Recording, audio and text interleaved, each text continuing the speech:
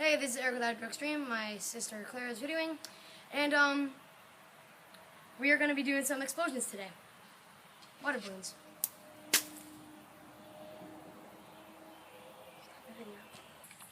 Like I said, we're going to blow up some water balloons. First, I'm going to be using this next generation crossbow. It's just a toy. Shot. Oh, I've got to have some points. Now I'm using my Easton Reflex baseball bat.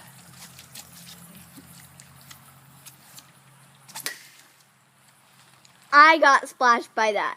That was awesome. Now the K9 cannon.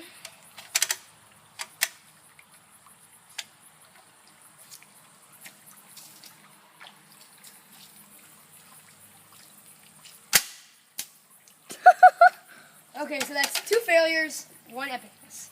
Now it's the racquetball racket. Now, I've never used these before. That's the first time I've ever tested this. I got splashed again. Well, hope you like this video.